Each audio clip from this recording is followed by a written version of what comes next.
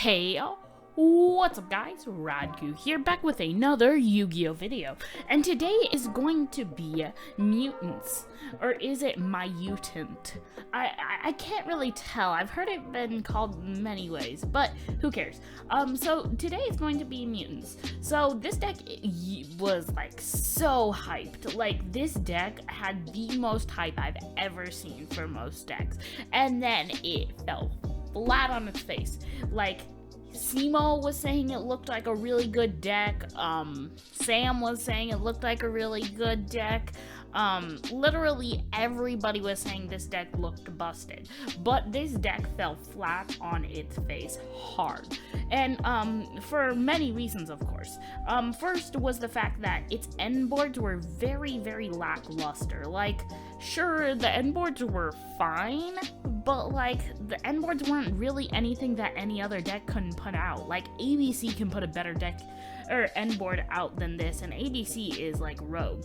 And the thing is that, like, this deck just has so many bricks. Like, you can play with the bricks technically, but the bricks just hurt you so much that, like, it doesn't make sense to play this deck over any other of the better decks.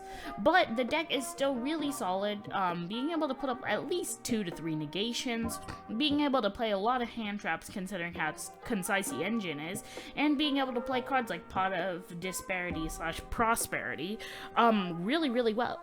So without further ado, let's jump right into it. Starting things off, I play 3 copies of Myutant M-05. So when this card's normal summon, you can add a mutant monster from your deck to your hand, except for 05. You contribute this card, then banish 1 card from your hand or face or field, special summon a monster from your hand or deck based off of the banished cards. So if you banished a monster, you can special summon Mutant Beast. If you banished a spell, you can special summon Mutant Mist.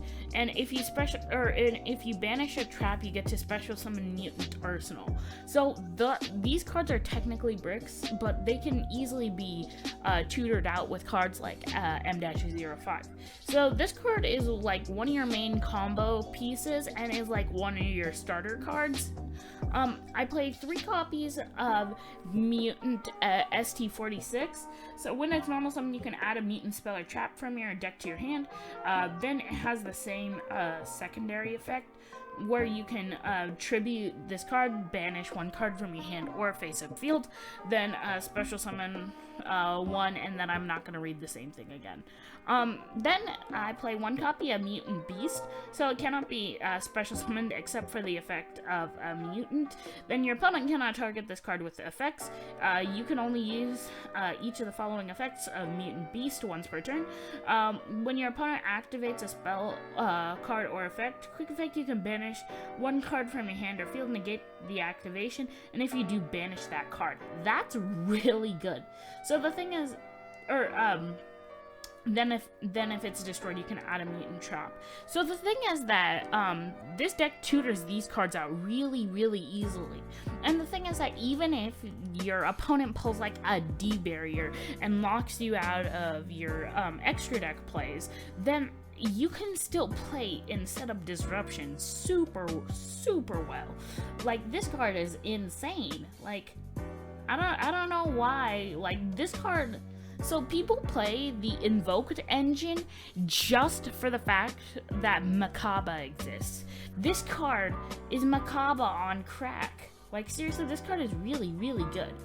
I play 1 copy of Mutant Mist. It's special summon. When your opponent cannot target this card with spell effects. When your opponent activates a trap or effect, you can banish 1 card from your hand or field, draw 2 cards. This card is a pot of greed. Like, these cards are insane. Like, they're really, really crazy. And then Mutant Arsenal's effect, you can banish 1 card, then target 1 card or 1 monster on the field and banish it. So this card negates 1 card and banishes it. This one becomes a pot of greed, and this one banishes cards. Like, that's like flat out insane. Like, normally you'd play 2 copies of Mutant Beast, but I kind of wanted to limit it. Like, you could cut out the Gamma, put like Skullmeister, and then run 1 more copy of Beast, just so that you have that extra room, and cause you can get multiple Beasts out, and that card is just freaking insane. Onto the hand traps. 3 copies of Ash, generic. 3 copies of Gamma, generic. I was really thinking about cutting this card. Like, I personally would cut it for, like, Skullmeister. Just because of the fact that this card just has more bricks in the deck with a driver. So, like, the thing is that why would, like, I don't know why I was doing it, but, like, the chances of you bricking is really high in this deck if you run the Gamma, so run Skullmeister. So, new card, play 3 copies of Skullmeister. Skullmeister, really good this format. Play 3 copies of Dimension Shifter. This card is just insane. Like, this deck doesn't really care if it banishes cards because of how often it does, but, like, the thing is that this card's just super good. Like, it's really good. I play 1 copy of E-Telly because it can special summon your ST46 and your M-05 from the deck for free. I played 3 copies of Pot of Disparity. This card's so good. Like, it's just so good for this deck. Mainly what you're gonna do is you're gonna specifically target your fluff cards in your extra deck and just banish them to draw, or to have the Excavate effect, which is just so good. Like, it's just that good. I play 3 copies of Mutant Evolution Lab. When this card's activated, special summon a level 4 or lower mutant from your hand. Really good. Mutant monsters gain 100 attack for each banished mutant. Can add up. Once per turn during the main phase, you can place 1 mutant monster from your hand on the bottom of the deck, and if you do, draw 1 card. That's actually really good. This card's pretty good, all things considered. Like, sure, sometimes you won't draw into your mutants, but this card's just good enough to like compensate for that. Like, I highly doubt you're not gonna draw until 1 of your 7 starter cards, but, like, still. I played 2 copies of Mutant Fusion. This is really the only fusion spell you play in the deck. I would cut it out, but you need it. This card's basically just a poly.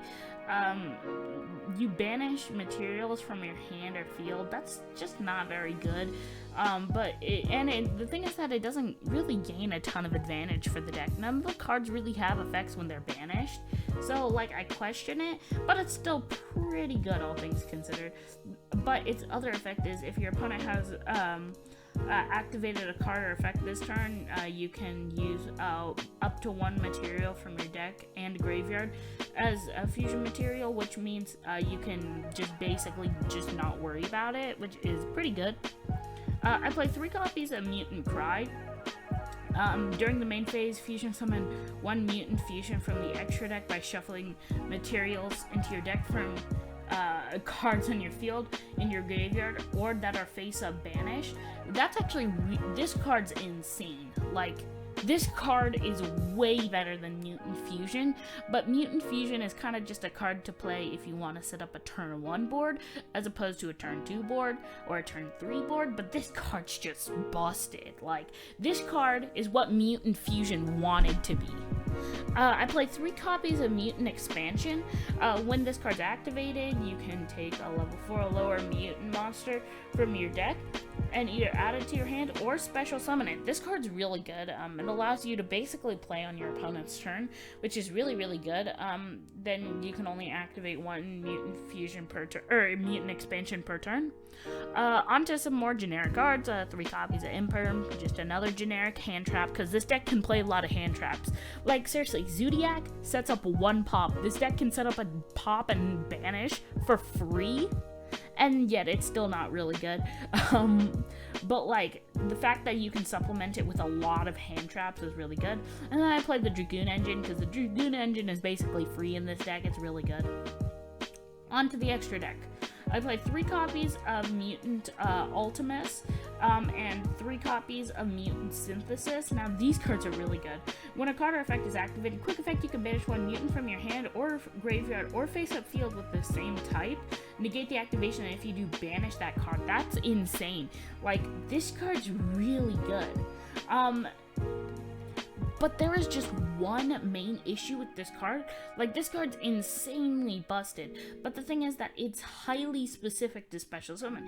It needs 3 level 8 or higher mutant monsters, which is really, really hard to pull off in this deck without just running a ton of bricks in the deck, which that's really annoying, but you can easily use the mutant cards to get them out.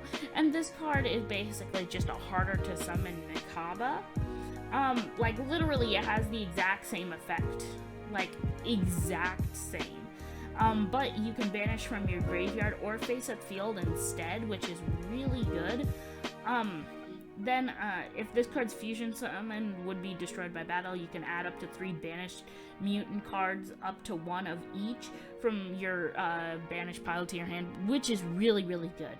I play 3 copies of Mutant Synthesis, and just needs 2 mutants with different attributes, so it's probably just going to be one of these 3, and maybe one of these, so that's what makes Synthesis a little bit easier.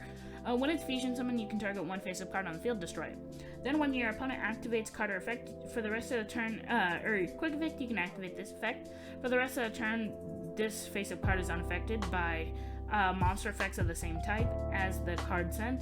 Then if this fusion summon card, you can add 1 of your banished mutant cards to your hand. Pretty good. So really, these 2 cards actually compensate for each other. Like, not for each other, but for itself.